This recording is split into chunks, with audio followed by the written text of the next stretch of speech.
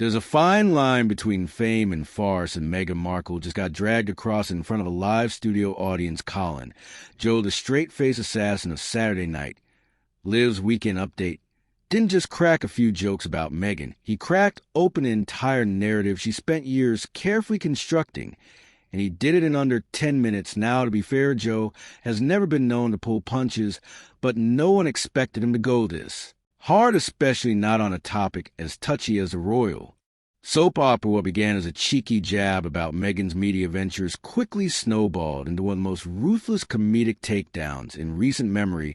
The crowd wasn't just laughing, they were howling, clapping, gasping.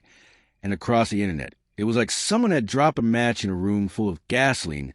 The timing couldn't have been worse for Meghan. She's knee-deep in yet another rebrand, new shows, new ventures, and of course the eternal balancing act between seeking privacy and making headlines. But Joe wasn't buying it with the kind of smirk that tells you he's about to drop a grenade. He kicked off with Meghan Markle wants privacy right after signing another Netflix deal and launching a jam brand. The room lost of the delivery was cold, sharp, and unapologetic. Then came the quote that would be echoed for days. She's not the people's princess.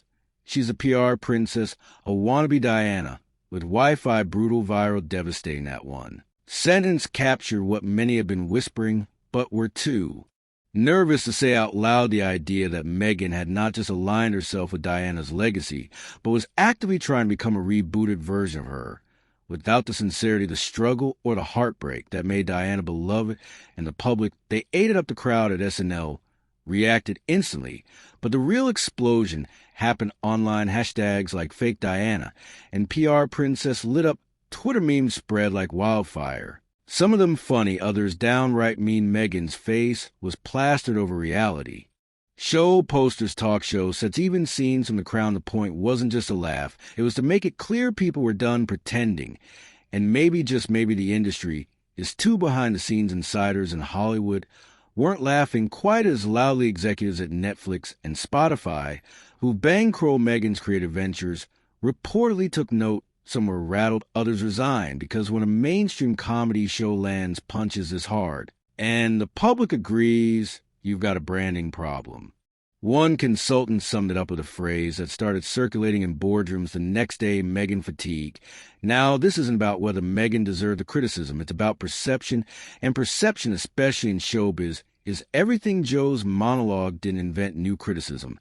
He just vocalized what's already been brewing: the disconnect between Meghan's message and her method, between the image she wants to project and the one people are starting to see. It wasn't a hit piece, it was a mirror.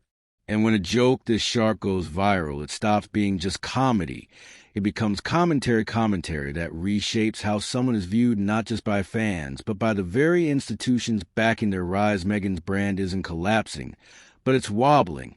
And for someone who's built a kingdom on image, that's a dangerous place to be. The punchlines kept coming, but there was something different about this particular takedown. It didn't feel like parody, it felt like a cultural intervention. Jost wasn't just making fun of Meghan's latest business venture or her perfectly lit podcast monologues. He was cracking the outer shell of something much deeper, a public persona that had started to feel more like a product than a person.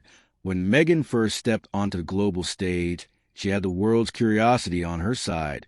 She was fresh American, biracial, outspoken, a modern contrast to a centuries-old institution.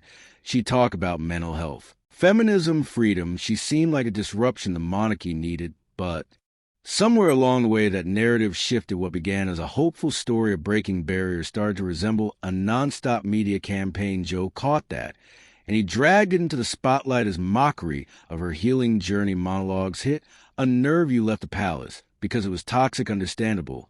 He said, but now you're in a Montecito mansion filming 5 angles of your healing process. That's not trauma, that's content. Laughter that followed wasn't just at Meghan's expense, it was a sigh of relief. Someone had finally said it.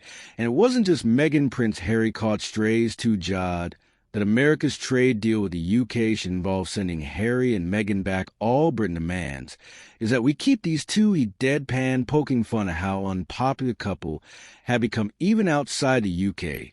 The jab wasn't subtle, and that's the point. The gloves were off. The harshest digs, though, came through contrast. Jost compared Meghan's public overexposure to Kate Middleton's quiet. Strength Kate smiles, waves, raises 3 kids. He said Meghan gives a TED Talk every time she toasts bread. Ouch, the joke landed not just because it was funny, but because it reflected something the public had started to feel, that Meghan's constant need to explain herself to brand every experience, every pain, every triumph was starting to feel exhausting. And that exhaustion has consequences, according to reports. Even Meghan's usual defenders in the media hesitated. Lifestyle influencers who once posted glowing Instagram stories about her silence suddenly had nothing to say. A feminist columnist who had praised Meghan for years tweeted just 3 words. He wasn't wrong. The shift wasn't loud, it was quiet, almost eerie. But that silence had more than 1,000 retweets ever. Could there's a rule in public life. When people stop defending you, it's not always because they've turned on you. Sometimes it's because they've stopped believing there's anything left to defend. And Meghan, once shielded by progressive media and praised as a symbol of modern resistance, suddenly found herself alone in the digital arena, not attacked, just exposed the real. Danger wasn't in the laughter, it was in the stillness that followed. No PR team can spin silence, and that's what makes satire so lethal. It bypasses press releases and polished statements and goes straight for the gut. It tells you how people really feel, not how they're told. To feel one network consultant describe a moment as brand slippage, the kind that happens not because someone messed up, but because people simply stop caring. And when the applause fades and the hashtags settle, what's left is a brand that's lost its grip, not from controversy, but from overexposure. And Colin Jost with a grin and a script just held up the final cue card behind closed doors. Meghan wasn't laughing. According to someone close to her circle, she felt ambushed, humiliated, and personally targeted by the SNL segment. She reportedly believed the sketch crossed a line that wasn't just tasteless but misogynistic. But the louder her camp pushed back, the more detached she seemed from the moment, because the punchlines had hit something deeper than humor. They struck at the heart of a disconnect that had been growing for years. Meghan built her brand on vulnerability and empowerment. She shared her struggles, spoke her truth, broke down in interviews. But over time, those raw moments began to feel curated. Every story was tightly packaged. Every quote seemed rehearsed. And when vulnerability becomes a product, people stop feeling connected to it.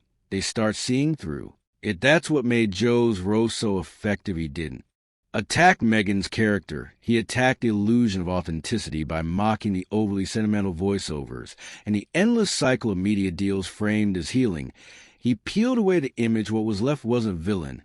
It was a marketer with royal last name and a media playbook. The irony, Meghan might have been better off ignoring it.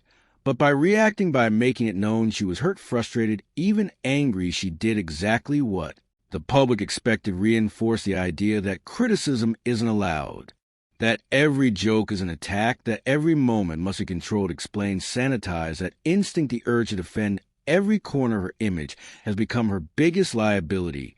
Meanwhile, the royal family, they said nothing, no statements, no comments, not even a whisper. But according to a palace source quoted in a British tabloid, the segment was met with quiet satisfaction. It was only a matter of time before someone said out loud what we've always known. The source reportedly said another insider was even more blunt. The joke wrote itself. She's been playing Diana for years. It's not hard to imagine why the firm might find a bit of grim amusement in it all. For years, Meghan and Harry criticized the monarchy while cashing in on their royal connection. And while the institution stayed silent, their brand took hit after hit. But this was different. It wasn't tabloids. It wasn't political. It was SNL, a mainstream comedy show, and the crowd didn't boo. They cheered. Hollywood took notice too. Variety insiders claimed that media executives were privately uneasy about the public reaction, not because the jokes were mean, but because they were that kind of universal laugh is hard to get in a polarized culture. But with Meghan, it came easy. That's not a red flag. It's a siren. Some say the Meghan era isn't over, it's just evolving. But the direction it's heading isn't up, it's sideways toward a kind of cultural relevance that hits harder than hate. Because when the public stops arguing about you and starts joking about you, the story shifts. You're no longer the center of a movement. You're a punchline. And Colin Jost, with a perfectly timed smirk, handed America the script, The Legacy Meghan, Once hope to write with powerful speeches, brave choices, and bold change has been hijacked by a different kind of narrative, one she can't edit, one she can't narrate, one she can't market.